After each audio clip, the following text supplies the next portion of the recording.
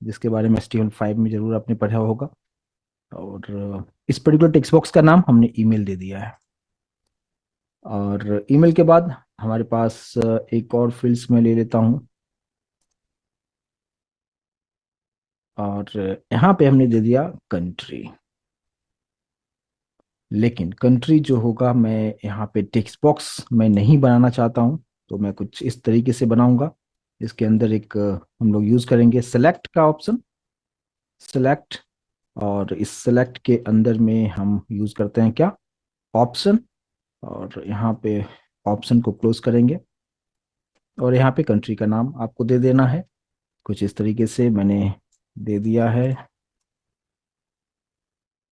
4 मैं कंट्री दे देता हूँ यहाँ पे। इंडिया के बाद हो गया ऑस्ट्रेलिया, जापान और इंग्लैंड। राइट। सेलेक्ट में इसका भी हम कुछ नाम हमें देना होगा, तो नेम में मैं देता हूँ जस्ट कंट्री ही रखता हूँ। और इसका भी अगर मैं हाइट जो है विड्थ में थोड़ा सा सेट करना चाहूँगा, ताकि देखने में थोड़ा सा अच्छा दिखे ये। इसका जो विड्थ है वो मैं रखता हूँ 150 पिक्सल। और इसको हम सेव कर देंगे। Select close, TD close, TR close, table close. Right. Table close करने से पहले हमें एक चीज और करना होगा। इस टीआर के बाद जो है मुझे एक बटन भी हमें चाहिए, तो टीडी ले लेता हूँ। और यहाँ पे टीडी क्लोज। और इस टीडी जो हम लिखेंगे सबसे पहले हमें होता है, तो टी आर। और यहाँ पे टी आर को क्लोज कर दिया, फिर टी डी। और यहाँ पे टी डी क्लोज हो गया। और इस टी डी के अंदर में मैं कुछ इस तरीके से बनाना चाहता हूँ। इस कॉल स्पैन में यूज करूंगा थोड़ा सा, तो देखने में अच्छा लगेगा। कॉल स्पैन मैं यहाँ पे रखता हूँ कितना, 2। कॉल स्पैन 2 में यूज किया। और यहाँ पे इसके अंदर में input type equals to submit. Value जो हम देंगे, नाम मैं देता हूँ क्या, सेव एम्प्लॉय करके एक नाम दे दिया, यूजर को ये देखने को मिलेगा। और बस हो गया। ठीक है, जस्ट एक ही हम बटन बनाते हैं। तो सिंपल सा चीजें हैं। HTML का डिजाइन आप लोग अच्छी तरीके से समझते होंगे, और यहाँ पे मैंने सिंपल सा एक HTML फॉर्म हमने क्रिएट कर दिया है। और सबसे पहले इसको मैं एक बार रन करके देख लूँ कि आउटपुट हमें प्रॉपर तरीके से यहाँ पे आ रहा है या नहीं आ रहा है। उसको थोड़ा सा हम लोग देख लेते हैं सबसे पहले। और यहाँ पे जो है इसको पहले मैं रन कर लूँ, तो सर्वलेट विद JDBC पे राइट क्लिक करते हुए हम लोग run as, run on server पे क्लिक करेंगे। और सर्वर को सिलेक्ट करते हुए नेक्स्ट करने के बाद फिनिश करेंगे। थोड़ा सा वेट करेंगे हम लोग।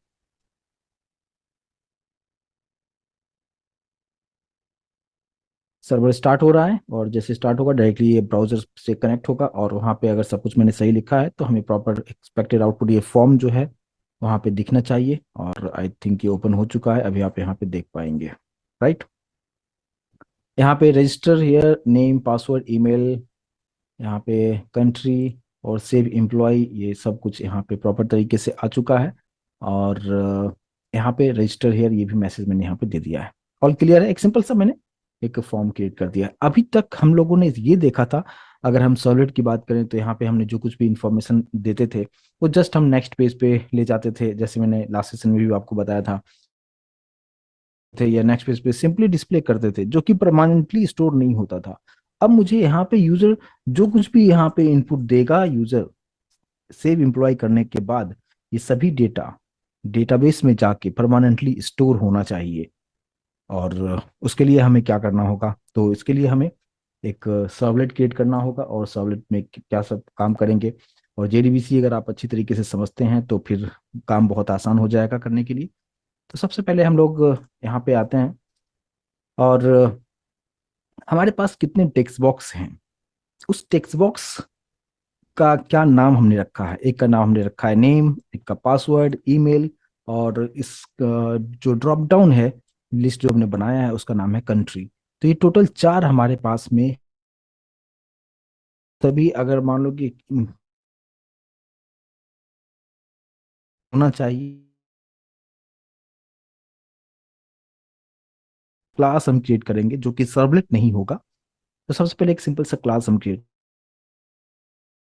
कहाँ पे क्रिएट करते हैं, जावा रिसोर्स पे और एसआरसी मेन पे आप राइट क्लिक करते हुए, और एक सेकेंड, यहाँ पे हमने राइट क्लिक करते हुए सा क्लास ले लेंगे। और इस क्लास का नाम हमने मीनिंगफुल रखा, एम्प्लॉई नाम का एक क्लास दे दिया। और इसका पैकेज का नाम हमने e.m.p कर दिया, आप नाम कुछ भी दे सकते हैं, जस्ट पैकेज का नाम है। और यहाँ पे जस्ट हम फिनिश करेंगे। तो ये जस्ट हमने क्या किया कि एक सिंपल सा एक क्लास क्रिएट किया। बट बाकी हम जब इससे पहले जो भी इस सेशन में देख रहे थे कि सर्वलेट जब भी लेते थे तो हम लोग यहाँ पे एक्सटेंस यूज किया करते थे, एचटीटीपी सर्वलेट यूज किया करते थे। ये सब चीजें हमें यहाँ पे नहीं करना है। मेरा टारगेट है ये कि मेरे पास टेक्स्ट बॉक्स कितने हैं और एक आईडी को भी हमें ऐड करना है, तो मैं उसका उस नाम से यूज होगा, थोड़ी देर में आपको समझ में आ जाएगा। मान लो कि मैंने कहीं यहाँ पे ले लिया प्राइवेट में इंटीजर आईडी ले लिया, प्राइवेट स्ट्रिंग में नेम हमारे पास में है, फिर पासवर्ड है, ईमेल है, और यहाँ पे कंट्री है। राइट, यही चार वेरिएबल हमारे पास में है, और एक एक्स्ट्रा मैंने आईडी भी रखा हुआ है। और ये प्राइवेट में है तो हमें सबसे पहले इसके लिए सेटर एंड गेटर क्रिएट करना होगा। और वो क्रिएट करने का तरीका क्या है, राइट क्लिक आप करेंगे, सोर्स पे जाएंगे, और यहाँ पे आपको ऑप्शन देखने को मिलेगा generate getters and setters. Right, just इस पे क्लिक करना है आपको, किसके लिए जनरेट करना है, सभी के लिए, सिलेक्ट ऑल कर लीजिए और यहाँ पे जनरेट कर लीजिए। और ये हमारे पास कोड बन चुका है। राइट, ये सब कोड जावा में आप अच्छी तरीके से आप समझ चुके होंगे। तो ये हमने सिंपल से क्लास क्रिएट करके हमने इतना काम कर दिया है। और बस अब हमें क्या करना है, अब हमें ये करना है कि डेटाबेस से कनेक्ट करने के लिए सेम इसी तरीके से हम एक और क्लास हम क्रिएट करेंगे, जहां पे हम लोग जेडीबीसी का ड्राइवर हुआ या लोकल होस्ट से कनेक्टिविटी किस तरीके से होगा वो सारा चीज हम लोग वहां पे लिखेंगे। तो ये पार्ट कंप्लीट हो गया, यानी दो फाइल हमने बना लिया। एक हमने HTML का फाइल बना लिया जहाँ पे फॉर्म है, तो फॉर्म में जो जो नाम हमने जिस जिस नाम से टेक्स्ट बॉक्स बनाया था उस नाम का मैंने यहाँ पे वेरिएबल डिक्लेयर करके छोड़ दिया है। आईडी खैर हमारे पास यहाँ पे इंडेक्स में नहीं था, index.html में नहीं था, बट फिर भी मैंने रखा है ताकि मैं चाहता हूँ कि जो भी इम्प्लॉय ऐड होगा उसका एक आईडी जो है ऑटोमेटिक वहाँ पे उसको ऐड मिलना चाहिए। इसके लिए मैंने आईडी यहाँ पे ले लिया है। तो अब हम लोग एक यहाँ पे एक और क्लास क्रिएट करेंगे, और यहाँ पे हमारे पास सेम उसी पैकेज में सेम पैकेज में रखेंगे, कोई प्रॉब्लम नहीं होगा। सेम पैकेज पे राइट क्लिक करते हुए यहाँ पे न्यू, और यहाँ पे हम लोग क्लास बनाएंगे। और क्लास का नाम मीनिंगफुल रखता हूँ, डीबी ऑपरेशन, मतलब डेटाबेस का जो भी ऑपरेशंस होगा सब इसी क्लास में हम लोग करेंगे। लेकिन इसको हम सर्वलेट की तरह यूज नहीं करेंगे, नॉर्मल क्लास की तरह हम यूज करेंगे। और यहाँ पे हम फिनिश करेंगे। तो डीबी ऑपरेशन नाम का, और अब इसके अंदर में क्या सब चीजों को करेंगे उसको समझिए। जेडीबीसी अगर आप अच्छी तरीके से पढ़ चुके हैं, समझ चुके हैं, प्रैक्टिस कर चुके हैं, तो आपको समझना ये बहुत आसान होगा। वहां पे हमारे पास एक कनेक्शन क्लास हुआ करता था, क्लास डॉट फॉर नेम, जो जेडीबीसी ड्राइवर को हम एक्टिवेट करते थे, ड्राइवर मैनेजर होता था। तो ये सारी चीजें हमें यहाँ पे लिखना है। तो यहाँ पे सबसे पहले मैंने क्या किया कि पब्लिक एक मेथड में क्रिएट कर रहा हूँ, और यहाँ पे मैंने स्टैटिक लगाया हुआ है। और कनेक्शन जो क्लास हम यूज करते हैं कनेक्टिविटी के लिए, वो क्लास का नाम एज अ रिटर्न टाइप में यहाँ पे यूज कर रहा हूँ।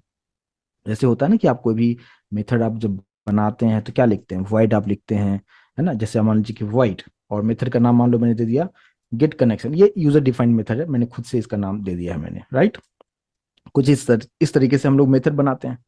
पब्लिक आप समझते हैं कहीं से भी एक्सेस किया जा सकता है। स्टैटिक का मतलब क्या, इस पर्टिकुलर मेथड को एक्सेस करने के लिए आपको ऑब्जेक्ट बनाने की जरूरत नहीं हो, डायरेक्टली आप इस क्लास का नाम लिखते हुए डॉट ऑपरेटर यूज करते हुए गेट कनेक्शन मेथड को कॉल कर सकते हैं।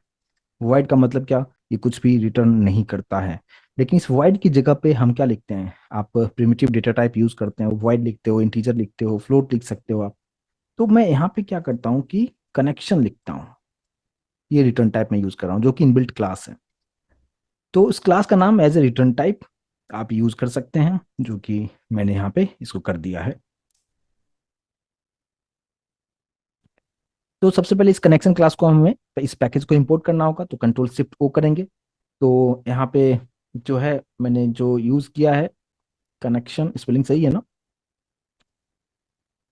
गेट कनेक्शन, यस, ठीक है। तो अब मुझे क्या करना है कि ये जो गेट कनेक्शन आप जब यूज करते हैं तो इसका रिटर्न टाइप हमें यहाँ पे डालना पड़ेगा। जैसे कर्सर यहाँ पे रखोगे आप तो बताएगा कि आपको यहाँ पे पे सब सब कुछ आपको यहाँ पे बता रहा है, राइट। तो अब मुझे यहाँ पे इसका जो रिटर्न टाइप हमें यूज करना है, क्योंकि यहाँ पे void तो है नहीं। तो void अगर नहीं है तो हमें वहाँ पे रिटर्न कनेक्शन का जो ऑब्जेक्ट है वो हमें रिटर्न करना पड़ेगा। तो उसको हम कैसे सही करेंगे, देखिए। सबसे पहले जो कनेक्शन क्लास है, यहाँ पे हम लिखेंगे कनेक्शन, ऑब्जेक्ट का नाम इक्वल्स टू, इसको इनिशियलाइज कर दिया मैंने नल से। डायरेक्टली हमने नल से इनिशियलाइज कर दिया। इसको हम इंपोर्ट कर लेंगे, कंट्रोल शिफ्ट ओ से हमने इंपोर्ट कर लिया है। गेट कनेक्शन के पास जो आपको एरर दिखा रहा है, क्योंकि हमें यहाँ पे ऐड रिटर्न स्टेटमेंट को ऐड करना होगा, मैंने यहाँ पे ऐड कर लिया है। रिटर्न इसका जो ऑब्जेक्ट होगा उसी ऑब्जेक्ट को ये रिटर्न करेगा, ठीक है। और इसी जो जेडीबीसी ड्राइवर हम यूज करते थे उसको एक्टिवेट करेंगे। तो कैसे करेंगे, यानी इसी कनेक्शन जो हमने लिखा है इसी के नीचे हम लोग आते हैं, और यहाँ पे अगर आप लोगों को याद होगा क्लास डॉट फॉर नेम हम यूज करते थे, और यहाँ पे जेडीबीसी ड्राइवर का नाम लिखेंगे। तो यहाँ पे com dot my SQL dot JDBC dot driver आपको लिखना है। आई होप कि सभी लोगों को याद होगा, जेडीबीसी में ये चीजें मैंने बताया था। और जब आप ये पार्ट आप लिखेंगे तो इस तरीके से आपको एरर दिखाएगा। और एरर दिखाने का मतलब क्या है, यहाँ पे कंपाइल टाइम एक्सेप्शन आ रहा है जिसको हैंडल करना पड़ेगा। यहाँ पे जैसे कर्सर को आप रखोगे बोलेगा ऐड थ्रोज डिक्लेरेशन, आप जस्ट यहाँ पे क्लिक कर दें और यहाँ पे क्लास नॉट फाउंड जो है ये चीजें यहाँ पे थ्रोज कर लिया है, यानी ये एक्सेप्शन को हैंडल कर लिया है। तो ये एक पार्ट हो गया। यहाँ पे मैंने जेडीबीसी ड्राइवर को मैंने यहाँ पे एक्टिवेट कर दिया है, यानी रजिस्टर कर दिया है। अब हम बात करते हैं कि कनेक्शन का जो ऑब्जेक्ट है कौन, उसके अंदर में हमें क्या करना होगा। Driver manager dot get connection के हेल्प से हमें बताना होगा कि जेडीबीसी को कनेक्टिविटी हम, यानी जावा की कनेक्टिविटी हम माइस्क्यूएल के साथ कर रहे हैं, लोकल होस्ट पे कर रहे हैं, डेटाबेस का क्या नाम है, ये सारी चीजें आपको यहाँ पे बताना पड़ेगा। तो कैसे बताएंगे हम, का ऑब्जेक्ट हमने कौन यूज किया, इक्वल्स टू हमने क्या लिखा कि driver manager dot get connection, और डबल कोड के अंदर में आपको बताना होगा कि किसका कनेक्टिविटी किसके साथ कहाँ पे हो रहा है, और डेटाबेस का नाम क्या है, और यूजर नेम क्या है, और पासवर्ड क्या है। यूजर नेम एंड पासवर्ड किसका, माई एसक्यूएल जब मैं इंस्टॉलेशन का प्रोसेस बता रहा था तो वहां पे मैंने काफी डिटेल में एक्सप्लेन किया था। तो यहाँ पे हम लोग क्या यूज करेंगे, JDBC colon my SQL colon 2 bar slash slash local host colon देना है 3306, ये पोर्ट नंबर होता है माई एसक्यूएल का, और फिर आपको स्लैश देना है, और फिर डेटाबेस का नाम आपको देना है। तो जो भी आप डेटाबेस नाम आप देना चाहें, मैं दे दिया EMPDB, मतलब एम्प्लॉय का डेटाबेस। आप जो भी तो इस नाम का हमें डेटाबेस क्रिएट करना होगा, जो कि अभी हम थोड़ी देर में हम क्रिएट करेंगे। तो गेट कनेक्शन जो यहाँ पे मेथड है इसके अंदर मैंने क्या लिखा कि जेडीबीसी का कनेक्टिविटी माई एसक्यूएल के साथ होगा, लोकल होस्ट पे होगा, उसका पोर्ट नंबर क्या है 3306, और डेटाबेस का नाम क्या है ये EMPDB। लेकिन EMPDB नाम का मैंने बनाया नहीं है अभी, जस्ट थोड़ी देर में हम बनाएंगे। फिर कॉमा आपको देना है, और कॉमा देने के बाद फिर आपको बताना है कि जब डेटाबेस से आप कनेक्ट करोगे तो उस डेटाबेस का जो यूजर नेम एंड पासवर्ड है वो क्या है। तो यहाँ पे फिर से डबल कोड के अंदर में लिखना है, और यूजर नेम आप अगर जेडीबीसी आप अच्छी तरीके से किए हैं तो वहाँ पे मैंने बताया था रूट यूजर नेम होता है, और अगर रूट यूजर नेम है तो पासवर्ड आपको देने की जरूरत नहीं है, लेकिन डबल कोड देके उसके लिए स्पेस आपको जरूर मेंशन करना होगा, कुछ इस तरीके से। यहाँ पे फिर से आपको एरर दिखाएगा, तो फिर से आपको कर्सर को यहाँ पे रखना है, रखने के बाद यहाँ पे ऐड थ्रोज डिक्लेरेशन करेंगे, और यहाँ पे एसक्यूएल एक्सेप्शन जो है यहाँ पे जो है थ्रोज कर लिया है, यानी एक्सेप्शन को हैंडल किया जा चुका है। बस इतना आपको काम करना है। और लास्ट में हमने रिटर्न कौन, यानी कनेक्शन का जो ऑब्जेक्ट है उसको मैंने रिटर्न कर दिया है, बस कंप्लीट काम। यानी जब भी हमें डेटाबेस से कनेक्टिविटी करना होगा तो आपको क्या करना होगा, इस मेथड को कॉल कर दीजिए। जैसे ये मेथड कॉल होगा, यानी गेट कनेक्शन नाम का जो मेथड है ये इनबिल्ट नहीं है, मैंने खुद से नाम दिया है, आपको जो मर्जी आप दे सकते हैं, लेकिन मीनिंगफुल नाम आप रखें तो ज्यादा बेहतर होगा। और जैसे इस मेथड को कॉल करेंगे ये सारा चीज होगा, और आप डेटाबेस के साथ आपका कनेक्शन हो जाएगा। अब बात करते हैं कि अब मुझे डेटा को स्टोर करना है, ठीक है। तो डेटा को स्टोर करने के लिए हम लोगों को माई का जो सिंटैक्स होता है, इंसर्ट इनटू टेबल का नाम और जो भी वैल्यूज होता है वो सारा चीज आपको यहाँ पे बताना होगा।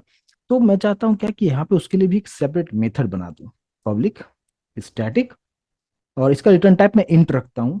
और मान लीजिए कि मेथड का नाम मैंने दे दिया सेव, सेव करना है तो उस तरीके से। अब पैरामीटर में हमें ये बताएंगे कि कौन से क्लास के डेटा को सेव करना है। मैंने अभी एक एम्प्लॉय नाम का एक क्लास क्रिएट किया है जिसके अंदर में ये सारा चीज है, ID, name, password, email, country, सारा चीज है, और यही सब यूजर इनपुट देगा और उसको हमें डेटाबेस में ऐड करना है। तो ये क्लास का जो नाम है वो यहाँ पे हम पैरामीटर में हम पास कर देंगे कि इस क्लास के डेटा को हमें स्टोर करना है, तो इसका एक ऑब्जेक्ट हमने ई बना दिया। कुछ इस एरर क्यों दिखा रहा है? एरर दिखाने का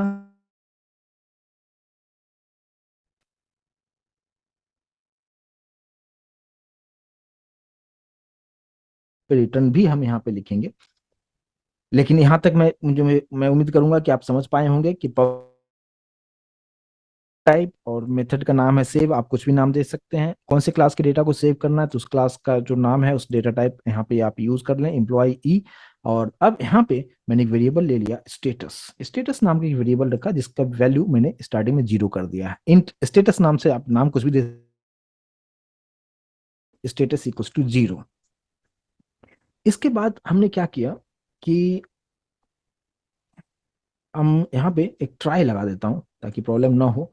ट्राई के अंदर में मैंने क्या किया कि कनेक्शन जो क्लास है उसका हम यूज करेंगे, connection cone equals two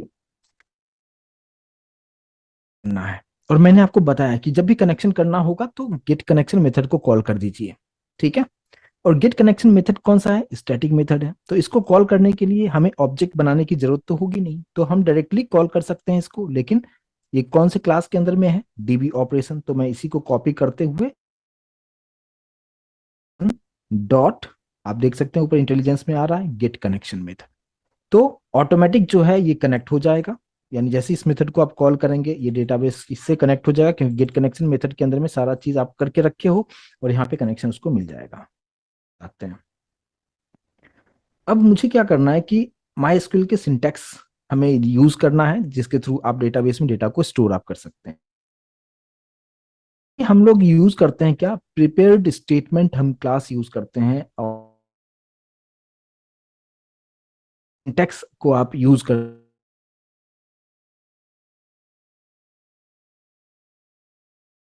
statement, तो आप एक प्लान इस तरीके से बता सकते हैं कि प्रिपेयर में ही आप क्या करते हैं कि आप उसके जो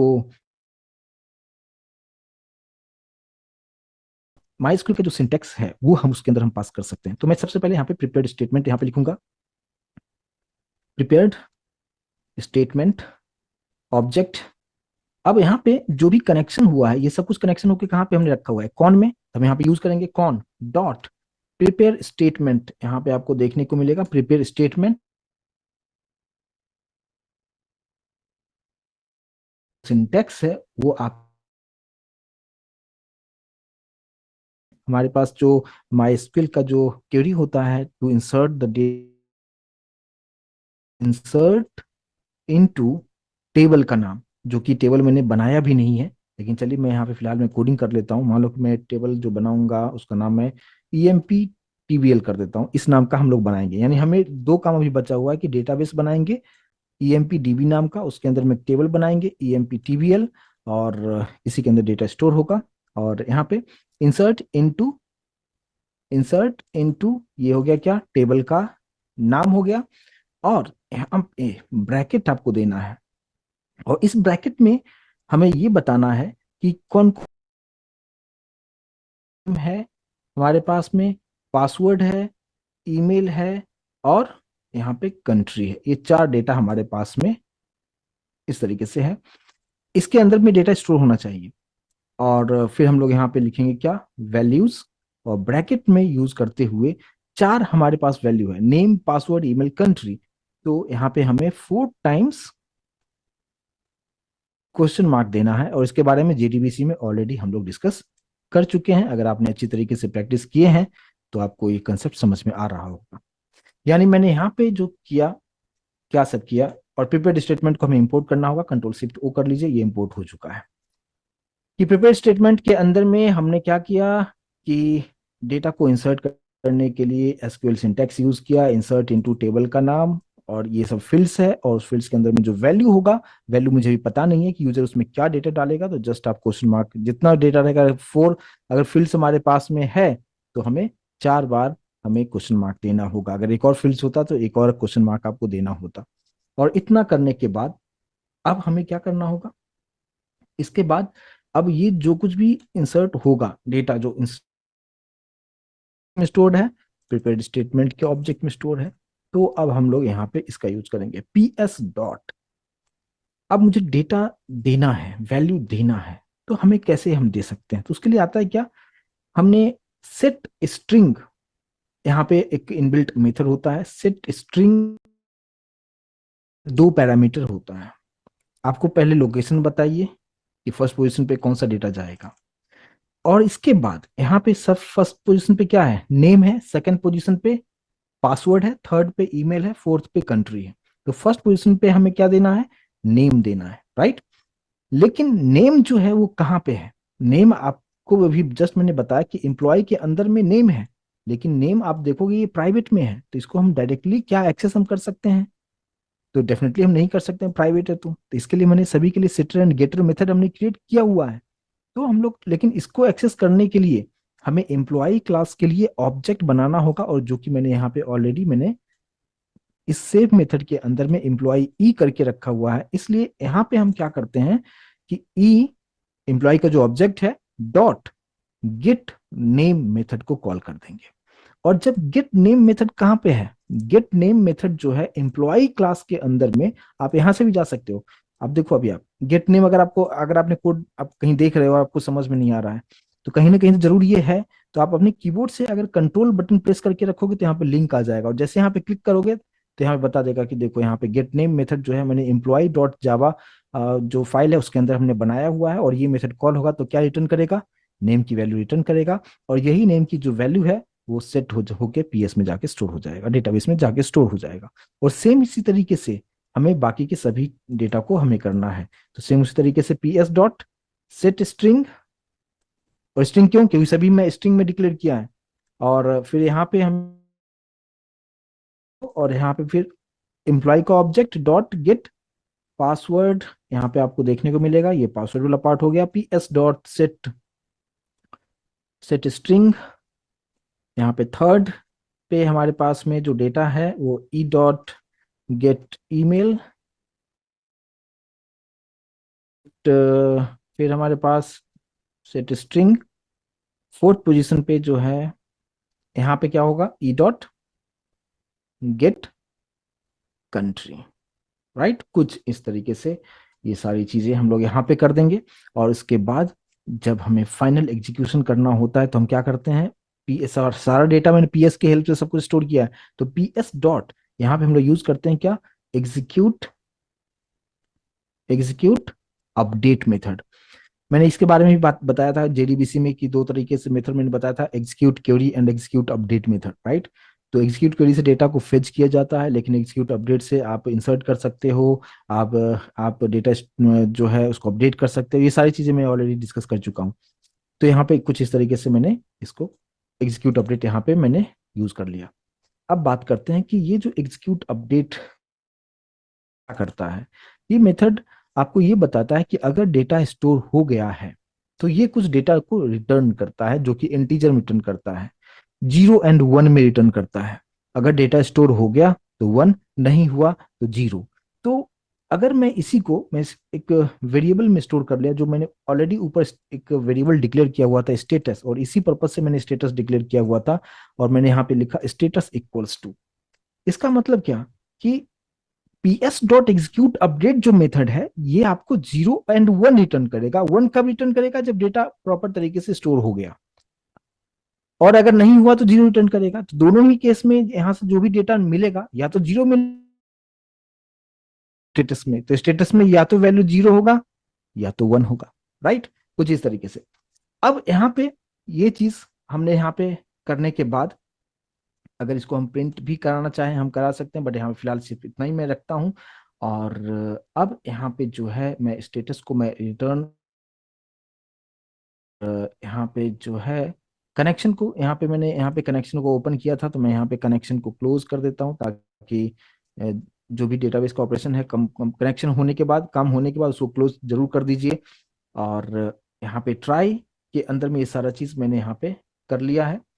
और इसके बाद फिर हमारे पास आ जाता है कैच, और इस कैच में एक्सेप्शन को हम लोग हैंडल कर लेंगे। एक्सेप्शन कुछ ई एक्स नाम दे देता हूँ, और इसके अंदर में हम लोग कुछ अगर इशू आता है तो हम प्रिंट स्टैक ट्रेस के थ्रू आप वहाँ पे चीज़ों को देख सकते हैं कि क्या इशू आया है, और इसको हम यहाँ पे फिलहाल यहाँ पे हम लोग सेव करेंगे। अच्छा, यहाँ पे हमने जो रिटर्न वाला जो स्टेटमेंट है इसके बाद आएंगे, और यहाँ पे हम लोग रिटर्न स्टेटस को रिटर्न कर लेंगे। ठीक है, कुछ इस तरीके से। तो मैं उम्मीद करता हूँ कि इस चीज़ को समझ पाए होंगे यहाँ पे कि मैंने डेटा को स्टोर करने के लिए क्या सब चीज़ों का मैंने यहाँ पे यूज़ किया है। लेकिन अब बात करते हैं कि ये तो जस्ट हमने एक नॉर्मल सा क्लास क्रिएट किया, ये कोई सर्वलेट तो है नहीं। जस्ट हमने यहाँ पे क्लास क्रिएट किया और एक गेट कनेक्शन नाम का मेथड बनाया, जिसमें मैंने बता दिया कि जब भी कनेक्टिविटी करना होगा इस मेथड को कॉल करेंगे, डेटाबेस से कनेक्ट हो जाएगा। अगर सेव करना होगा तो कहाँ से डेटा लेगा वो सब कुछ मैंने यहाँ पे बता दिया, कौन से पोजीशन पे क्या है, और एग्जीक्यूट अपडेट कर दिया, स्टेटस को रिटर्न में ले लिया, और बस कहानी कंप्लीट, और यहाँ पे रिटर्न स्टेटस कर दिया। अब यूजर जो कुछ भी इनपुट देगा वो पर्टिकुलर इस टेक्स्ट बॉक्स में इनपुट देगा। ये सभी जो टेक्स्ट बॉक्स है इसके अंदर इनपुट देने वाला है। तो अब हम बात करते हैं क्या कि हमें इसके लिए क्या करना होगा, सर्वलेट क्रिएट करना होगा जहां पे इस टेक्स्ट बॉक्स से डेटा लेते हुए हम एक किसी वेरिएबल में स्टोर करके रखेंगे। तो वो चीज हम यहाँ पे कैसे कर सकते हैं, तो उसको देखिए अभी। उसके लिए मैंने क्या किया कि सेम पैकेज पे राइट क्लिक करते हुए यहाँ पे हमने एक न्यू क्लास ले लिया, सेव सर्वलेट।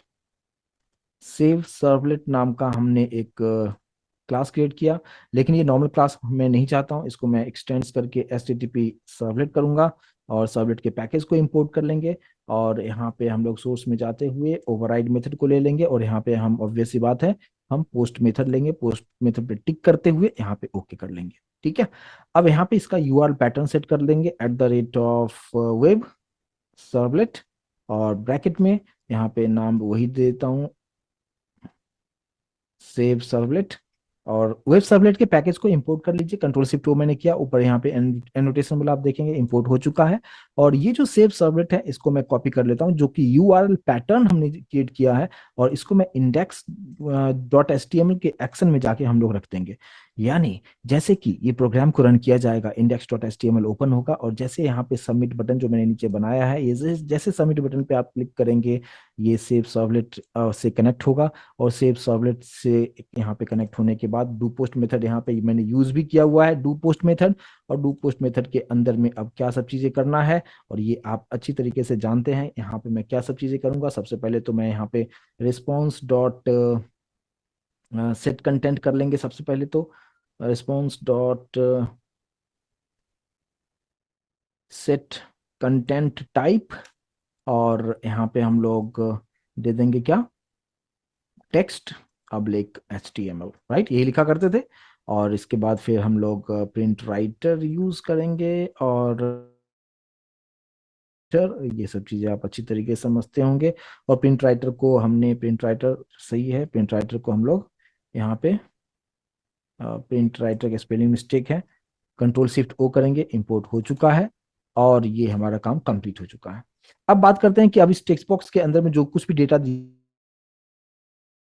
तो यहाँ पे मैंने स्ट्रिंग, मान लो कि मैंने वेरिएबल का नाम नेम रखा, और यहाँ पे रिक्वेस्ट का ऑब्जेक्ट क्या है, REQ dot get parameter, double quote के अंदर में हम लोग यहाँ पे दे देंगे नेम। और यहाँ पे ये नेम कौन सा है, ये टेक्स्ट बॉक्स है जो HTML index.html में अगर आप देखेंगे यहाँ पे है ना नेम, नेम पासवर्ड ईमेल, ये सभी टेक्स्ट बॉक्स का नाम है। तो बस मैं वही यूज कर रहा हूँ, उस टेक्स्ट बॉक्स का नाम यूज करते हुए, यानी इस टेक्स्ट बॉक्स के अंदर यूजर जो कुछ भी इनपुट देगा हम नेम में स्टोर कर लेंगे। और कुछ इसी तरीके से नेम के बाद हमारे पास में क्या है, पासवर्ड हमने यूज किया था, पासवर्ड हो गया हमारे पास। और इसके बाद फिर हमारे पास ईमेल है, और फिर हमारे पास में यहाँ पे कंट्री है, और बस नाम मैं सेम ही रखता हूँ ताकि कोई कंफ्यूजन ना हो। वैसे भी आप लोग इस सब चीज़ों को आप अच्छी तरीके से समझ पा रहे होंगे, क्योंकि अभी आप सर्वलेट के एंडिंग पोजीशन पे पहुंच चुके हैं, राइट। कुछ इस तरीके से यहाँ पे मैंने कर दिया है। अब बात करते हैं कि अब ये जो इस टेक्स्ट बॉक्स से डेटा, इस नेम पासवर्ड ईमेल और कंट्री में आ चुका है, अब यही डेटा मुझे वापस देना है एम्प्लॉय के अंदर में। यहाँ पे जो मैंने उस तरफ से गेट किया था, यहाँ पे मुझे सेट करना होगा, यानी यहाँ पे सेट नेम को कॉल करेंगे ताकि यहाँ से डेटा इसको मिल जाएगा। तो हम लोग सबसे पहले क्या करते हैं, उस क्लास के लिए ऑब्जेक्ट बनाएंगे, एम्प्लॉय के लिए ऑब्जेक्ट बनाएंगे, और यहाँ पे EO equals to new employ, ये ऑब्जेक्ट हमने क्रिएट कर लिया है। और यहाँ पे ईओ डॉट, यहाँ पे हम सेट करेंगे, तो सेट सबसे पहले यहाँ पे देखेंगे सेट नेम आ चुका है, और यहाँ पे name already value by default दे लिया है उसने। और सेम उसी तरीके से यहाँ पे ईओ डॉट सेट नेम के बाद है, नेम के बाद है सेट पासवर्ड, यहाँ पे पासवर्ड जो वैल्यू है वो चला जाएगा उस तरफ, सेट ईमेल, और यहाँ पे ईमेल डेटा उधर जाना चाहिए, और यहाँ पे हमारे पास एक और है कंट्री। तो अब देखिए डेटा कहाँ से कहाँ तक जा रहा है, इस चीज नेम किया, और ये डेटा जो है नेम, नेम का मतलब क्या, ये नेम, और इसके अंदर में डेटा कहाँ से आ रहा है, टेक्स्ट बॉक्स से इस नेम में आया, और इस नेम वाला जो डेटा है मैंने सेट नेम मेथड को दे दिया, और सेट नेम अगर आप देखोगे तो सेट नेम कहाँ पे है, एम्प्लॉय के अंदर में यहाँ पे है, और ये डेटा जो है हमें दिस डॉट नेम मतलब यहाँ तक यहाँ पे आ चुका है। राइट, अगर कोड जब आपने अच्छी तरीके से समझे हैं तो ये सब बहुत सिंपल सी चीजें हैं। राइट, तो ये चीज यहाँ पे हो गया। अब बात करते हैं कि चलो, तो अब ये सभी जो डेटा है, नेम पासवर्ड ईमेल कंट्री, ये सब कुछ जो है मैंने दिया है किसके हेल्प से, एम्प्लॉय का ऑब्जेक्ट ईओ जो ऑब्जेक्ट है इसके हेल्प से ये सभी डेटा मैंने वहां तक पहुंचा तो दिया है। अब मुझे क्या करना है कि ये सब कुछ जो डेटा दिया है ये सभी डेटा को मुझे डेटाबेस में सेव करना है, स्टोर करना है। और स्टोर करने के लिए आप जानते हैं कि आपको डीबी ऑपरेशन जो हमने एक बनाया था, जो क्लास क्रिएट किया था उसके अंदर जो सेव मेथड है, इसको जैसे आप कॉल करेंगे ये सारा ऑपरेशन होगा और डेटा स्टोर कर लेगा। राइट, और लेकिन इस बात पे ध्यान देना है कि जब भी सेव को कॉल करेंगे आपको क्या पास करना होगा, एम्प्लॉय क्लास का एक ऑब्जेक्ट पास करना होगा। जैसे अगर मान लो यहाँ पे इंटीजर टैक्स होता तो सेव को कॉल करते टाइम आपको क्या करना पड़ता है, एक आपको इंटीजर टाइप की वैल्यू देना पड़ेगा, लेकिन यहाँ पे क्या एम्प्लॉय है उसका ऑब्जेक्ट है, तो हमें क्या करना होगा, इसका एम्प्लॉय क्लास का ऑब्जेक्ट पास करना होगा। तो हमें यहाँ पे सिंपली सेव सर्वलेट जो मेथड जो हमारे पास जो सर्वलेट हमने क्रिएट किया है, यहाँ से मुझे क्या करना है, डीबी ऑपरेशन के अंदर में जो सेव मेथड है उसे कॉल करना है। लेकिन यहाँ पे अगर आप देखेंगे कि जो स्टैटिक जो है स्टैटिक लिखा है, स्टैटिक का मतलब क्या, हमें ऑब्जेक्ट बनाने की जरूरत तो नहीं होगी। राइट, तो हम डायरेक्टली इसको हम कॉल कर सकते हैं। तो हमें क्या लिखना है, डीबी ऑपरेशन डॉट, और उसका नाम क्या है हमारे पास, देखो आप, सेव एम्प्लॉय, सेव, और यहाँ पे कुछ इस तरीके से, और यहाँ पे ऑब्जेक्ट में क्या पास करना होगा, ईओ, और ईओ अगर पास किया तो सभी डेटा वहां पे चला जाता है। बस आपको यहाँ पे ये काम कंप्लीट हो चुका है। और जैसे आपने यहाँ से सेव को कॉल किया है, सेव वाला जो पार्ट है यहाँ पे सेव मेथड जो हमने क्रिएट किया था डीबी ऑपरेशन के अंदर में, ये सब कुछ परफॉर्म करेगा और बस डेटा स्टोर हो चुका है। लेकिन अब ये जो चीजें हो रहा है यहाँ पे, सेव मेथड को कॉल करोगे तो रिटर्न क्या करेगा, सेव मेथड को आप जब भी कॉल करते हो तो यहाँ पे रिटर्न टाइप इंटीजर है, जिसको मैंने स्टेटस को रिटर्न किया था, यहाँ पे स्टेटस में 0 रखा हुआ था, और यहाँ पे ये सारा चीज मैंने किया था। तो अब मैंने यहाँ पे क्या किया कि इसी को हमने इंट स्टेटस में हमने स्टोर कर दिया इसको। ठीक है, तो सेव मेथड कॉल होगा तो मैंने क्या बताया, सपोज सही है तो 1 रिटर्न करेगा, अदरवाइज 0 रिटर्न करेगा। अब मैंने यहाँ पे कंडीशन डाल दिया, मैंने कंडीशन क्या रखा कि इफ स्टेटस ग्रेटर देन 0 है, मतलब 0 से ज्यादा है, यानी 0 से 0 नहीं है, 0 से ज्यादा 1 होता है, तो अगर है 1 अगर है तो आपको यहाँ पे मैसेज आप क्या देते हो, आप यहाँ पे पीओ डॉट प्रिंटलन पे हमने मैसेज दे देंगे। क्या, मान लो कि मैंने यहाँ पे एक पैराग्राफ भी सिंपल से रखता हूँ, या जो भी रखना चाहे, एक सिंपल सा एचटीएमएल का पैराग्राफ रखा, और जहाँ पे मैंने मैसेज क्या दे दिया, रिकॉर्ड सेव्ड सक्सेसफुली, जस्ट ये एक मैसेज हमने दे दिया। और इसके बाद फिर वापस से मैं चाहता हूं कि ये मैसेज देने के बाद वापस से मुझे फिर से वो index.html वाला पेज आना चाहिए। तो उसके लिए ऑलरेडी हम डिस्कस कर चुके हैं, क्या डिस्कस किया है याद है आप लोगों को, उसके लिए मैंने बताया था कि गेट रिक्वेस्ट डिस्पैचर हम करते हैं। राइट, गेट रिक्वेस्ट डिस्पैचर हम यूज करेंगे, और यहाँ पे मुझे कौन से पेज से लिंक करना है, index.html पेज, जस्ट इस मैसेज के नीचे फिर से वापस से वो फॉर्म मुझे दिखाना है, तो उसके लिए हम ये यूज करेंगे। और यहाँ पे इंक्लूड रिक्वेस्ट एंड रिस्पॉन्स को हम लोग यहाँ पे इंक्लूड हम लोग यहाँ पे कर देते हैं। राइट, तो कुछ इस तरीके से इस चीज को आप यहाँ पे आराम से कर सकते हैं। क्लियर होगा, यहाँ पे इसको सेमीकोलन दे देंगे, और ये एरर यहाँ से निकल चुका है और क्लियर है। और इसके बाद एल्स में एल्स का मतलब क्या, कि अगर स्टेटस 0 हो चुका है, मतलब डेटाबेस में प्रॉपर तरीके से डेटा स्टोर नहीं हुआ है, तो एल्स वाले पार्ट में मैं मैसेज क्या दे दूंगा यहाँ पे, कि sorry, unable to save record, कुछ इस तरीके से मैसेज हमने दे दिया, और इसको हम सेव कर देंगे। और बस यहाँ पे भी हम लोग, बस हो गया, काम कंप्लीट हो गया। ठीक है, तो अब ये सारा काम कंप्लीट हो चुका है और इसको हम रन करने की पोजीशन में है, लेकिन एक स्टेप और बचा हुआ है, कि जब भी हम जावा को डेटाबेस से कनेक्ट करते हैं तो आपको एक कनेक्टर चाहिए रहता है, और वो कनेक्टर कंपलसरी तौर पे आपको ऐड करना होता है। और उसके लिए मैं अभी आपको सबसे पहले, अभी रन नहीं करेंगे, पहले मैं आपको यहाँ पे लेके आता हूँ गूगल पे। ठीक है, और मैं यहाँ पे लिखूंगा क्या, माई एसक्यूएल कनेक्टर लिखता हूँ, और ये क्या आ रहा है, चलिए माई एसक्यूएल कनेक्टर, यहाँ पे अगर उसका जार फाइल चाहिए, ये जो फाइल आप देख रहे हैं, यहाँ पे ध्यान से देखिएगा कि कहाँ से डाउनलोड करना है, dev.mysql.com, डाउनलोड कनेक्टर, ये जो फाइल है, ये जो लिंक है, सेकंड वाला लिंक है, उस पे जाना है आपको, यहाँ पे आपको आना है। और कनेक्टर जो है ये अभी का अपडेटेड है, और यहाँ पे माइक्रोसॉफ्ट विंडोज़ के लिए है, और मैं ऐसा लेना चाहता हूँ कि कैसा भी प्लेटफॉर्म हो, या आप विंडोज़ यूज़ कर रहे हो या मैक यूज़ कर रहे हो, सभी पे चलना चाहिए। तो यहाँ पे प्लेटफॉर्म इंडिपेंडेंट वाला आप ले लीजिए, सेलेक्ट कर लीजिए, और ये नीचे वाला जो आप देख रहे हो, प्लेटफॉर्म इंडिपेंडेंट आर्किटेक्चर इंडिपेंडेंट जो है जिप आर्चिव, है ना, इसको आप डाउनलोड पे क्लिक कर दीजिए। ठीक है, अब क्लिक करने के बाद यहाँ पे आएगा लॉगिन करने के लिए, लेकिन यहाँ पे नीचे आपके पास ऑप्शन भी दिखाता है कि no thanks, just start my download, यहाँ पे क्लिक कर दीजिए, और ये डाउनलोड होना स्टार्ट हो चुका है माई एसक्यूएल कनेक्टर। और ये कहाँ से डाउनलोड करना है, ये भी चीज़ यहाँ पे आपको समझ में आ गया होगा। और ये जैसे डाउनलोड हो जाता है, और इसको ये जो जिप फाइल है उसको आप अनजिप कीजिएगा, और उसी के अंदर में वो माई एसक्यूएल कनेक्टर आपको देखने को मिलेगा, और उसको कॉपी करना है और अपने प्रोजेक्ट के लाइब्रेरी में पेस्ट कर देना है, and then we are ready to go. अब यहाँ पे ये डाउनलोड हो चुका है, और यहाँ पे हम लोग इसको ओपन करेंगे, यहाँ पे आप देख सकते हैं। तो ये जो फाइल है इसको कॉपी कर लिया मैंने, और कॉपी करके मैं यहाँ पे मेरे डेस्कटॉप पे, अभी आप लोग देख पा रहे होंगे डेस्कटॉप को, यहाँ पे राइट क्लिक करते हुए मैं एक न्यू फोल्डर बना देता हूँ, जिसका नाम दे दिया माई एसक्यूएल कनेक्टर। आप कुछ भी नाम दे सकते, जस्ट फोल्डर का नाम है, आप कहीं भी सही जगह पे रख ले, डी ड्राइव में कहीं पे भी रखने हैं आप इसको, वहाँ पे मैंने जस्ट पेस्ट कर दिया है। और इसको सबसे पहले राइट क्लिक करते हुए एक्सट्रैक्ट कर लेते हैं, एक्सट्रैक्ट हियर। और ये जैसे एक्सट्रैक्ट होता है, यहाँ पे आपको कुछ इस तरीके से ये फाइल आपको देखने को मिलेगा, थोड़ा सा टाइम लेता है, ये थोड़ा सा आप वेट कीजिएगा, ये जैसे 100% हो, और उसके लिए आप वेट कीजिए। ऐसा नहीं कि बीच में ही आप ये देखें कि फाइल बन फोल्डर बन चुका है, काम करना स्टार्ट मत कीजिए, जब तक कि 100% नहीं हो तब तक आप इसके लिए वेट कीजिएगा। और यस, अब ये कंप्लीट हो चुका है, और जैसे ये कंप्लीट हो चुका है, इसको आप डबल क्लिक कीजिएगा, और यहाँ पे आपको बहुत सारे अलग अलग फाइल्स आपको देखने को मिलेंगे, लेकिन आप यहाँ पे ये जो फाइल है आपके काम का चीज है, माई एसक्यूएल कनेक्टर J 8.0, जो कुछ भी है यहाँ पे, इसको आप कॉपी कर लें।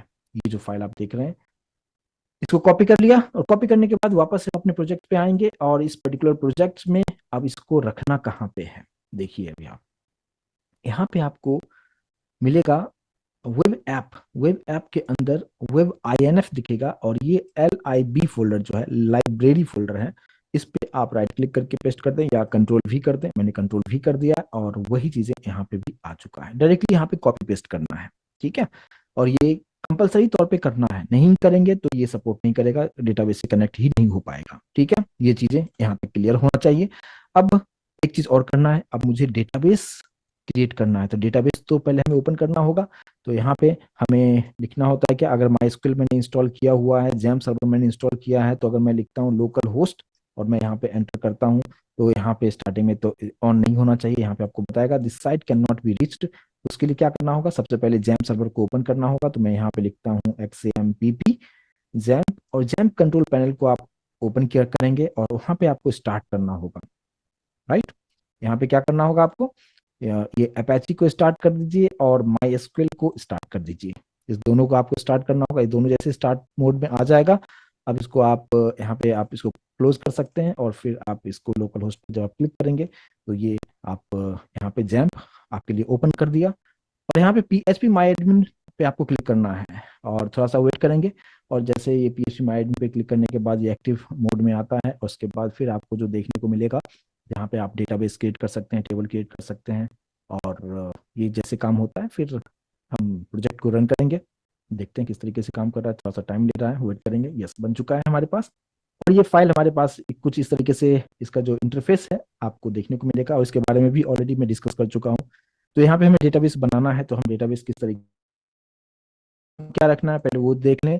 हमने यहाँ पे नाम क्या यूज किया था, किसी को याद है क्या, मैंने क्या यूज किया था? मैंने डेटाबेस का नाम, यहाँ पे हमने डेटाबेस का नाम दिया था क्या, EMPDB, राइट? इस नाम का डेटाबेस हमें बनाना होगा। तो यहाँ पे डेटाबेस जो है आप को करना क्या है कि यहाँ पे क्लिक करेंगे, डेटाबेसेस पे क्लिक करेंगे, और यहाँ पे डेटाबेस का नाम मैंने ये डाल दिया है EMPDB, और क्रिएट कर लीजिए। और यहाँ पे हमारे पास बन चुका है। मेरे कर्सर पे फोकस कीजिएगा प्लीज। EMPDB बन चुका है, लेकिन मुझे अब टेबल बनाना है, और उस टेबल का नाम क्या होगा इस बात पे भी ध्यान देना है। मैंने यहाँ पे जो यूज किया मैं वही यूज करूंगा, EMPDBL, इसी नाम का हम टेबल बनाएंगे। तो टेबल का नाम डाल दिया। कितने फील्ड्स चाहिए हमें? 5 फील्ड्स चाहिए, क्योंकि मैं आईडी भी मैं लेना चाहता हूँ जो कि डेटाबेस आपको देगा। और यहाँ पे क्रिएट कर देंगे। तो यहाँ पे 5 जो है कॉलम्स आपके लिए बना के देगा, आप देख सकते हैं यहाँ पे।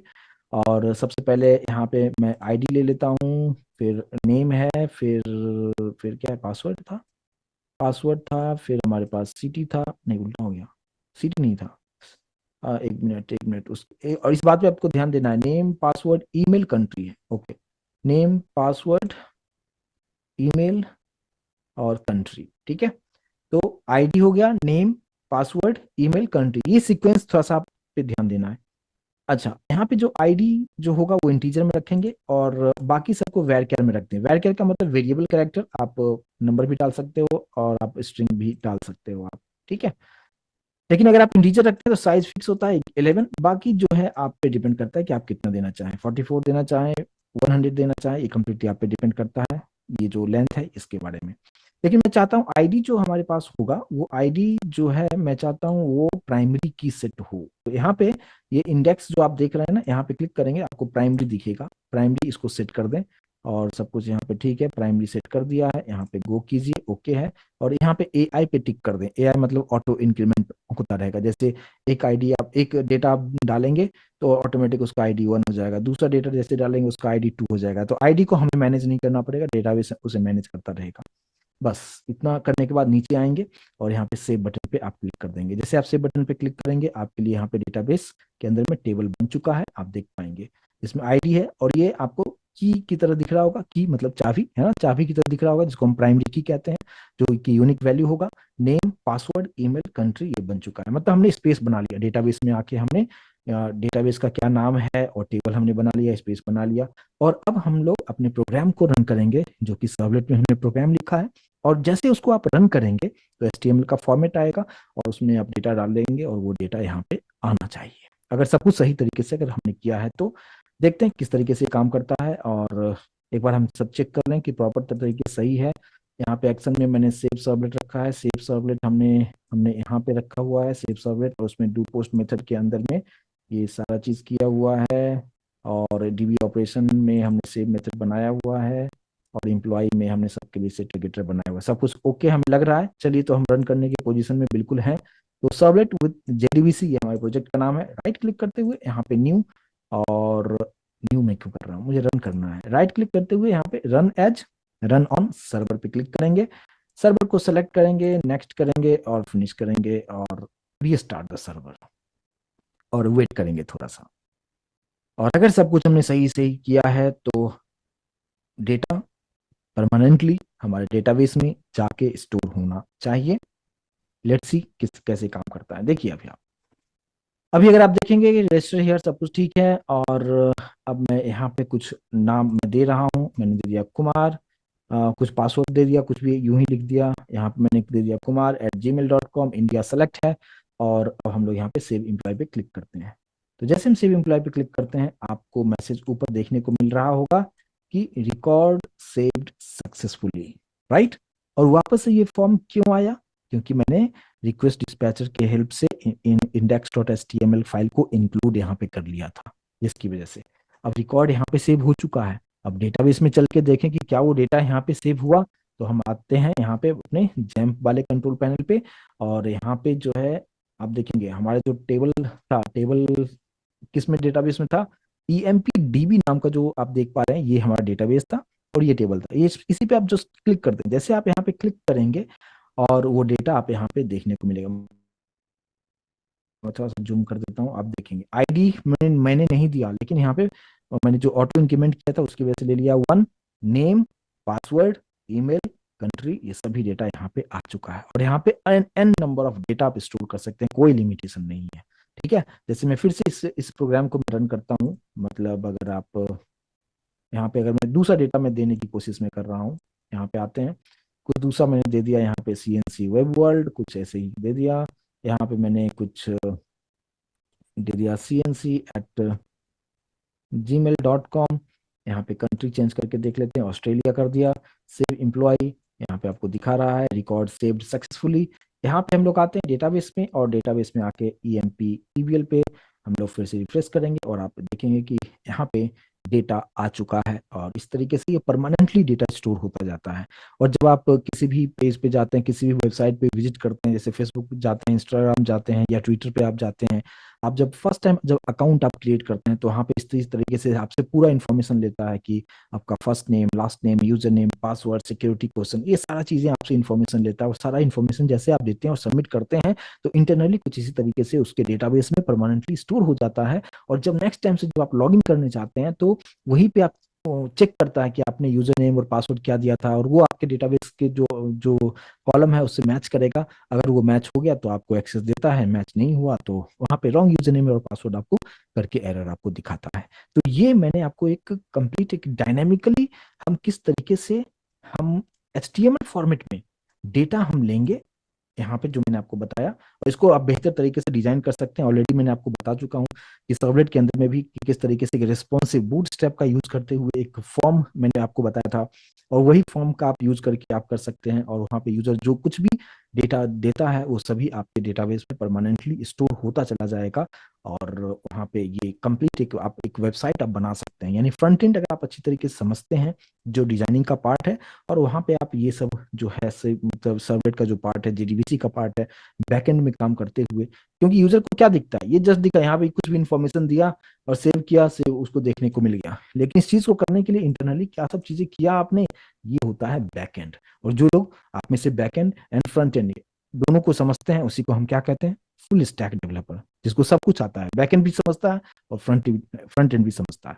तो इस तरीके से मैं उम्मीद करता हूँ कि इस चीज को आप समझ पाए होंगे, क्योंकि यहाँ पे भी जो भी चीजें बताया, कोई न्यू कंसेप्ट नहीं बताया, अभी भी मैंने आपको कोई न्यू कंसेप्ट नहीं बताया।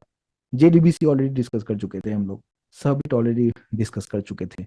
जस्ट यहाँ पे मैंने कंबाइंड करके एक छोटा सा प्रोजेक्ट आपको बताया कि किस तरीके से होगा। लेकिन ये सारा चीज जो है, कोर जावा का बेसिक कंसेप्ट अगर आपका क्लियर है, तो ये सब चीजों को आप अच्छी तरीके से समझे होंगे, और कंसेप्ट आप बेहतर तरीके से इसका इम्प्लीमेंटेशन आप कर सकते हैं। राइट। तो इसको आप एक बार आप लोग एक बढ़िया सा एक पेज आप डिजाइन कीजिएगा, और फिर वहां से इंफॉर्मेशन लेते हुए डेटाबेस में आप स्टोर करा के आप देखिए, तो आपको भी कॉन्फिडेंस आएगा। और मैं उम्मीद करता हूँ इस चीज को आप लोग अच्छी तरीके से समझ पाए होंगे। तो फिर हम लोग मिलते हैं नेक्स्ट सेशन में। Thank you so much guys.